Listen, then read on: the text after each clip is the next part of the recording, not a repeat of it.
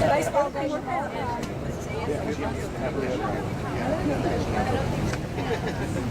She goes by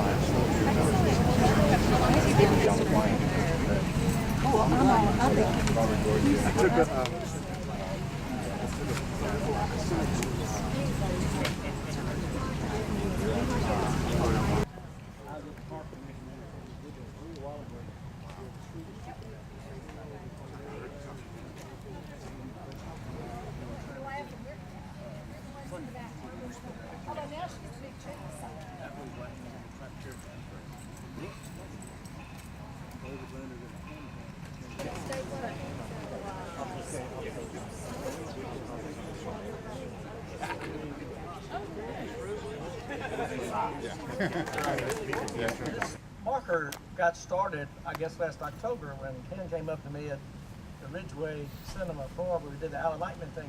You know, we need a marker for the Levitt Shell. I said, yeah, we need a sponsor. And they raised the money and they're paying for it, and it's worked out. Our author here, with a few other editors from the Shelby County Historical Commission Markers Committee, helped write that text, but he's the one that really kept it in the lanes there. And I'd like to recognize some of those members of the Shelby County Historical Commission that are here today. Elizabeth Francis, will you stand up? I see Sylvester Lewis right here, who is our vice chairman. Laura Todd, who is right here, is our new chairman of the Shelby County Historical Commission this term. Lee Miller, the former chairman, is right here. And Kevin Quinn shooting video back here for us of this whole occasion. So thank you all for being a part of this process.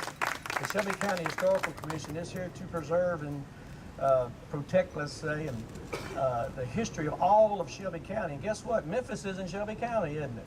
So we look at things in Memphis. Our last marker was May 1st, the Johnny Cash marker down in Midtown over here at Cooper Walker. Last fall, we did the 4 markers for the Memphis 13, the first 13 children to desegregate Memphis City schools. In 1961 at Bruce, Roselle, Gordon, and Springville Elementary Schools. We do a wide variety of markers. I'm going to go fast. I'm going to go random here real quick. I see June West here from Memphis Heritage, and she's a longtime friend from high school days, which is, she didn't go to CBHS, and that's a good thing. June and I were talking a year or so ago when we were trying to help with the pinch, and I said, the 2011 endangered species or endangered buildings list, okay, was Sears Crosstown, Tennessee Brewery, Hotel Chiska, and the 19th Century Club. Hello, what's happened? And what's happening right now? Chiska's got people in it. And thank you for June. I say Memphis Heritage stops and gets in front of the bulldozers. I'm the one that gets to help do the talks, but she does that hard work of doing that. And just think about Overton Square too. And that wasn't even on the list. And think how good things are happening. So thank you so much, June, for what you do. This too. Huh? Oh, this too, a long time ago, yeah. So Barry, thank you for that. You and I met a long time ago. I got to buy and pitch our first set of business cards here 10 years ago. It's been that long, hasn't it? When I first met her, she didn't have a business card. We didn't get her a business card. So we made her one. Very expensive. I'm a 7th-generation user of Overton Park. That sounds kind of funny, but I'm 64 years old. I played my first game of golf right over here. It used to be there was 3 little pee-wee baseball fields on this area we called the Greensboro. Right over here. We played pee-wee baseball there in the 60s. That golf game was in the 50s. In 1979, I became the co-director of the Overton Park show with Carolyn Clark Yearwood. We had the Arts in the Park series. I ran this here for 4 years in the 80s while I was at the Park Commission as well. We did the K9 Frisbee Catch and Fetch contest in the Greensward. We did the Memphis Fun Fest. We had the 5K run in the 80s. I picked up Ace Stories at the airport to bring him down to help me the first master planner for the zoo in 1985. Master planner there. In the 90s, I gave some objects for an exhibit here in the Brooks. And in 2000, I joined Citizens to Preserve Overton Park. And we give the free walking tours in the state natural area over here every second Saturday and last Sunday of the month. So 7 generations. There's many of you that has that exact same story, just not those type of activities. And that's how important Overton Park is, how it's become. It's our central park. We've got this other little park out there by CBHS, Shelby Farms or something like that. Just had a big expansion. But, this land was bought in 1901, Riverside the same year. The Parkway's built the next 10 years. So it's just a great thing about our community in Midtown here to have Overton Park. Do we have a better street in America or in Memphis than the Parkways? And that was built when we had 8 automobiles in Memphis, by the way. Think about that, how cool that is. So we're very happy to be here with the Shell. Writing the text is always a great experience.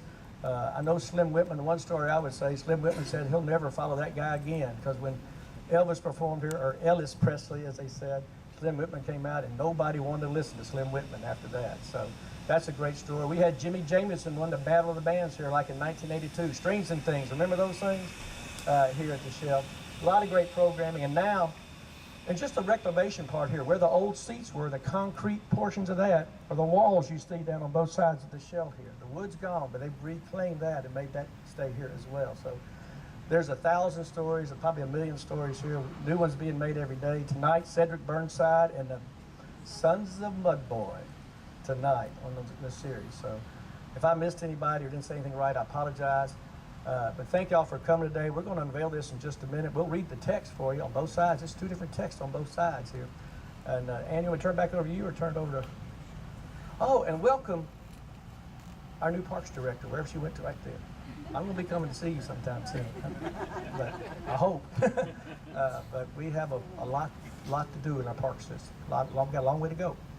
But it's going to be a good challenge for you. So thank you for biting that off and coming to Memphis. You're going to have a lot of friends, I assure you. Thank you. All right, thank you so much, Jimmy. And I think we are ready for the unveiling. So Maria, if you and Mayor Strickland would like to join us right over here, we'll go ahead and unveil our new marker.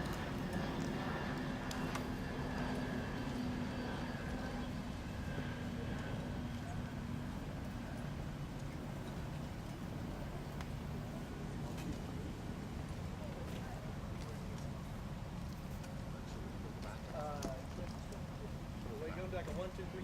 Y'all coordinate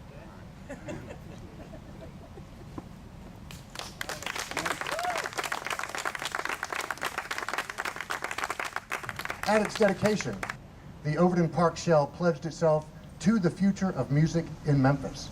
Musical styles have ranged from blues to opera, symphonies to Chickasaw chants, religious services, theater, and dance. First, the Memphis Open Air Theater programmed light opera and musicals with orchestra. The Works Progress Administration and City of Memphis built the Overton Park Shell in 1936 for $11,935. Of 27 stars from around the world. On July 30th, 1954, Elvis Presley launched his performing career from this stage. During the Civil Rights era, blues artists and fans ignored.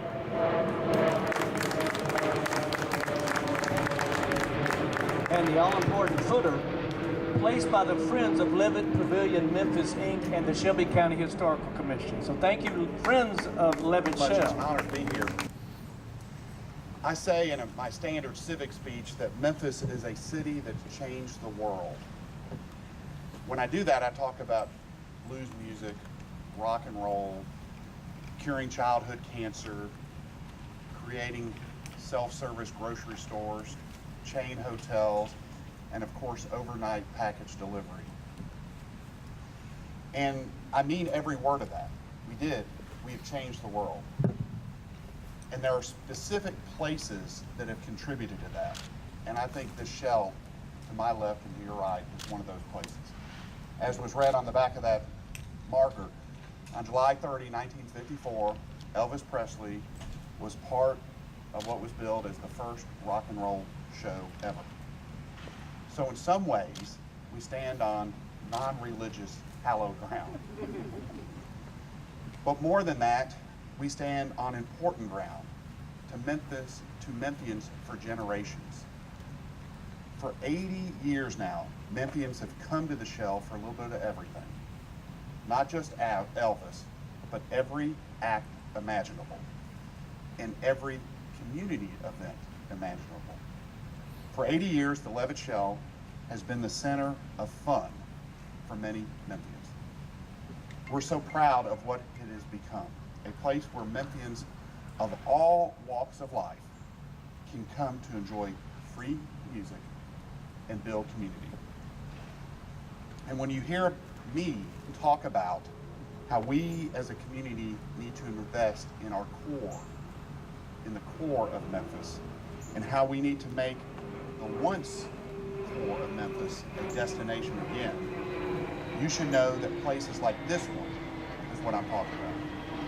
So on behalf of the entire city of Memphis, our 650,000 residents, I'm glad that we're here today to unveil this marker, but also to commemorate just how much this place has meant to Memphians for 80 years. So thank you so much.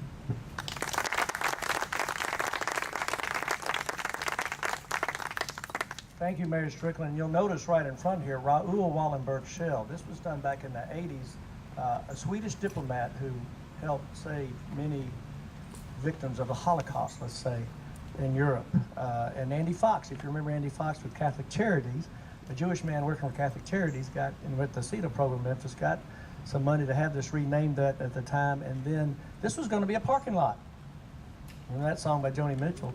But people like David Leonard, I told you I'd mention David Leonard, who was on my doorstep all the time at the Park Commission saying no parking lot. And David's been a great volunteer over the years for Save Our Shell and the Shell. And now he lives in France. But he's being mentioned today in Memphis, Tennessee, and I hope he's feeling good right now. And then the Hanrahan family, not Harahan, Green Line, but Hanrahan, were also big in the Save Our Shell effort, SOS, back in the 80s. So they need to be mentioned, or we wouldn't be here to this day, I think. So Ann, why don't you come out and close us out, or we're doing, oh, Henry Delphin. Oh, yeah. Hello, my name's Stan Bell. That's what Jimmy calls me. Thank you all for coming out and being friends of the Levitt Shell and helping us fulfill our mission of 50 free concerts and building community, to the mayor, to your staff. We love this. It's part of our neighborhood. But to you and the staff, thank you. So today is unofficially proclaimed World Boogie Day. And these are the markers to proclaim that. And if you want more World Boogie, tonight is truly, of course, you know the Sons of Mudboy, the Sons of World Boogie, and also Cedric Burnside. But tonight, between the films, Jimmy mentioned David Leonard. There are a couple of videos that are worth showing up for, along with the show itself. But between the shows, there's a film that David Leonard made. It's 12 minutes with testimonies from people who actually performed on that stage in the 30s. And that's incredible. But also there's footage of the Sons of Mudboy performing that's really worth showing up for. So thank you very much. Before you leave, we would like a group photo in our newly enhanced platform deck here. So we want everybody to gather on the deck, and we want a group photo because I guess in 20 years, 100 years, we're going to have this photo for everybody to know that we were here for the 80th. Thank you very much.